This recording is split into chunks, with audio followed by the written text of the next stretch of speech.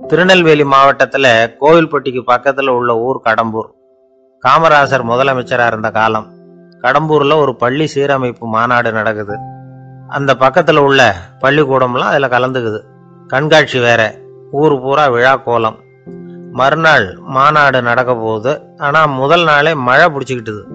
மறுநாளும் அது விடாம பேஞ்சுக்கிட்டு இருக்குது. காமராசர் காலையில இருந்து பல்வேறு நிகழ்ச்சிகள்ல கலந்துக்கிட்டு சாயந்தரமா கடம்பூருக்கு வந்து சேர வேண்டியவர். மழை பெஞ்சிக்கிட்டு இருக்கிறதுனால நிகழ்ச்சி ரத்தாயிடுமோ என்னமோ அப்படின்னு எல்லாரும் சந்தேகப்பட்டுக்கிட்டு இருக்கிறாங்க.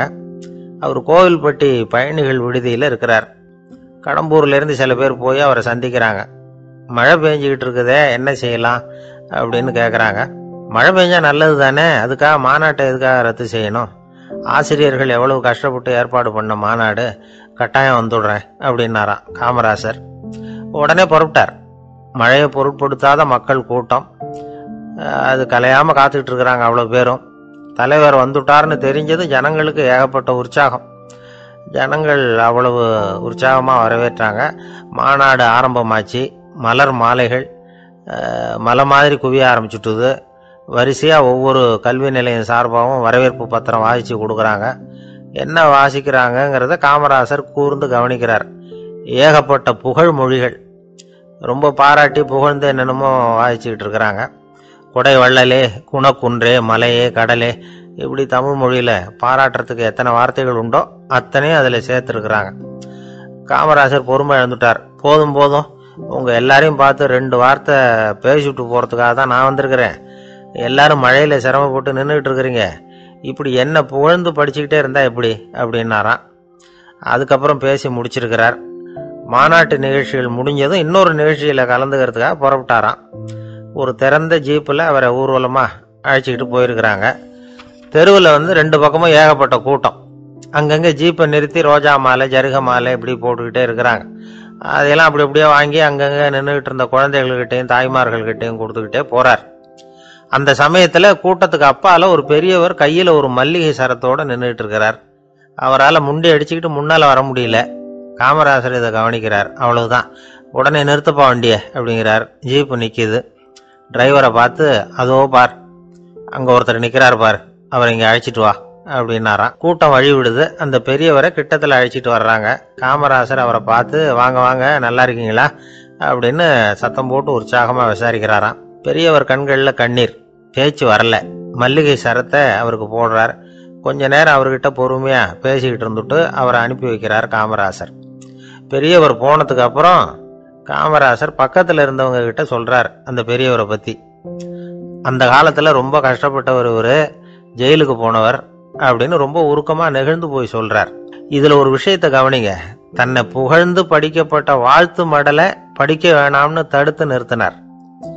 எங்கேயோ ஒரு மூலையில கையில ஒரு 4 முழம் மல்லிகை சரத்தோட ஒதுங்கி நின்றுகிட்டு இருந்த அந்த தொண்டரை அவ்வளவு பெரிய கூட்டத்துக்கு நடுவுலையும் தேடி கண்டுபிடிச்சி கிட்டத்துல கூப்பிட்டு அவர் கொடுத்த அன்பு மாலையை வாங்கி கழுத்துல போட்டுக்கிட்டார். அதுதான் காமராசர். தோல்விகள் கூட அவரை கொஞ்சம் கூட பாதிச்சதில்லை.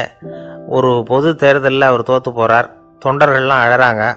அதுல ஒருத்தர் மெதுவா காமராசர் கிட்ட போய், என்ன தலைவரே, நீங்க கூட தோத்து போயிட்டீங்களே அப்படின்னு கலக்கமா சொல்லியிருக்கிறார்.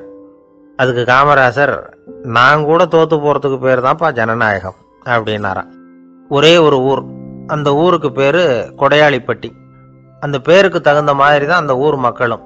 யார் என்ன கேட்டாலும் இல்லைன்னு சொல்லாம கொடுப்பாங்க. கொடையாளிகள் நிறைந்த ஊர். இனாமா மட்டும் இல்ல, கடனாவும் பணம் கொடுப்பாங்க. யாருக்காவது அவசரமா பணம் தேவைப்பட்டதுன்னு வச்சுக்கோங்க, அந்த ஊருக்கு போய் வாங்கிக்கலாம். பத்திரம் தேவையில்லை, சாட்சி தேவையில்லை, ஜாமீன் தேவையில்லை, எந்த உத்தரவாதமும் கேட்காம பணம் கொடுத்துருவாங்க. நம்மால் ஒருத்தனுக்கு பணம் தேவைப்பட்டது. சொந்த பந்தம்லாம் கேட்டு பார்த்தா யாரும் கொடுக்குற வழியா தெரியல. எல்லாரும் அவங்கவுங்க சௌரியத்தை பார்க்குறவங்க, அடுத்தவங்க சௌரியத்தை பற்றி கவலைப்படாதவங்க. இவன் எல்லாரையும் கேட்டு பார்த்துட்டு சோர்ந்து போய் உக்காந்துட்டான். அந்த நேரம் தான் கொடையாளிப்பட்டியை பற்றி கேள்விப்பட்டான். அப்படி ஒரு ஊர் இருக்கிறது தெரிஞ்சதும் அந்த ஊருக்கு வழி கேட்டுக்கிட்டு ஒரு நாள் புறப்பட்டு போனான். வயல்காட்டு வழியாக போக வேண்டியிருந்தது. மெதுவாக நடந்து ஊர் எல்லைக்கு வந்துட்டான். 2 பக்கமும் விவசாய வேலைகள் மும்முரமா நடந்துகிட்டு இருக்குது. ஏறு உழுதுகிட்டு இருக்கிறாங்க. அப்ப அங்க ஒரு ஆளை பாம்பு கடிச்சுட்டுது. பக்கத்துல வேலை செஞ்சுக்கிட்டு இருந்தவங்க ஓடி வந்தாங்க. அவசரமா செய்ய வேண்டிய முதல் உதவியெல்லாம் செஞ்சு பார்த்தாங்க. பலன் இல்லை. அந்த ஆள் செத்து போட்டான். அவன் செத்து விட்டான்னு தெரிஞ்சதும் அவனை தூக்கி வரப்பு மேலே போட்டுட்டு எல்லாரும் அவங்கவுங்க வேலையை கவனிக்க ஆரம்பிச்சிட்டாங்க. அங்கே ஒரு ஆள் இவனை பார்த்து சொன்னான், ஐயா, நீங்கள் போகிற வழியில் இவன் சொந்தக்காரன் இவனுக்கு சோறு கொண்டுகிட்டு வருவான், இவன் இங்கே செத்துட்டான்னு அவங்ககிட்ட சொல்லிவிடுங்க அப்படின்னா. இவனுக்கு ரொம்ப ஆச்சரியம், என்னடா இது பாம்பு கடிச்சுட்டுதுன்னதும் பதறி அடிச்சுக்கிட்டு ஓடி வந்தாங்க, செத்துட்டான்னதும் பேசாமல் தூக்கி போட்டுட்டு போயிட்டாங்க அப்படின்னு நினச்சிக்கிட்டே நடந்து போகிறான். எதிரில் சோறு கொண்டுக்கிட்டு ஒரு ஆள் வந்தான். இவன் விவரத்தை சொன்னான். அங்கே அவங்க சொந்தக்காரன் பாம்பு கடிச்சு செத்து போட்டான் அப்படின்னா. அவன் கொஞ்ச நேரம் அமைதியாக நின்னான். அதுக்கப்புறமா அங்கேயே வரப்பில் உட்காந்து கொண்டுகிட்டு வந்த சோத்தை தானே சாப்பிட்டு முடித்தான். பேசாமல் எழுந்திரிச்சு திரும்பி போயிட்டான். கொஞ்சம் கூட பதறல, அழலை. இப்படியும் ஒரு ஊரா அப்படின்னு நினச்சி ஆச்சரியப்பட்டுக்கிட்டே இவன் ஊருக்குள்ளே போனான். ஒரு பெரிய மனுஷனை பார்த்து பணம் கேட்டான். அவரும் இவனோட பேரையும் ஊரையும் மட்டும் விசாரிச்சுக்கிட்டு தேவையான பணத்தை கொடுத்துட்டார். பணத்தை வாங்கிட்ட பிறகு தன்னுடைய மனசை அரிச்சுக்கிட்டு இருந்த அந்த விஷயத்தை பற்றி கேட்டான். ஐயா, வழியில் ஒருத்தன் செத்துட்டான், அவனை அப்படியே தூக்கி வரப்பில் போட்டுட்டு எல்லாரும் வயல்வெளி வேலைகளை பார்த்துக்கிட்டு இருக்கிறாங்களே அப்படின்னா. இதுக்கு அந்த பெரியவர் சொன்னார், ஆமாம், அப்படி தான் செய்வோம், வேலை முடிஞ்சு வீட்டுக்கு திரும்புகிறப்போ அவனை தூக்கிட்டு வந்து அடக்கம் பண்ணிடுவோம் அப்படின்னார். ரொம்ப ஆச்சரியமாக இருக்கே அப்படின்னா.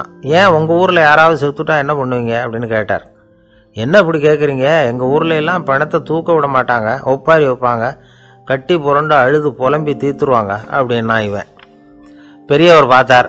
அவங்ககிட்ட கொடுத்த பணத்தை லபக்குன்னு பறிச்சுக்கிட்டார். திருப்பி வாங்கிட்டார். இவன் பதறி போய் நிற்கிறான். அவர் சொன்னார், பணத்தையே விட மாட்டேன்னு கட்டுப்பிடிச்சி அழுதா நான் கொடுத்த பணத்தை மட்டும் எப்படி திருப்பி கொடுக்க போகிறேன், போயிட்டு வா அப்படின்னு விரட்டி விட்டாராம். இந்த கதையை நண்பர் ஒருத்தர் சொன்னார்.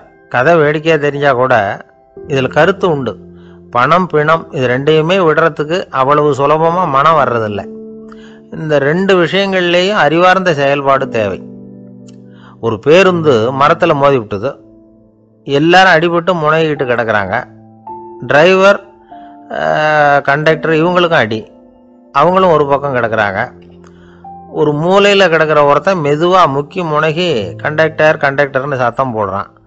கண்டக்டர் மெதுவாக நகர்ந்து அவங்ககிட்ட போய் என்னன்னு விசாரிக்கிறார். அவன் ரொம்ப சிரமப்பட்டு வாயை திறந்து ஒரு 15 காசு சில்லற பாக்கி அப்படின்னானான்.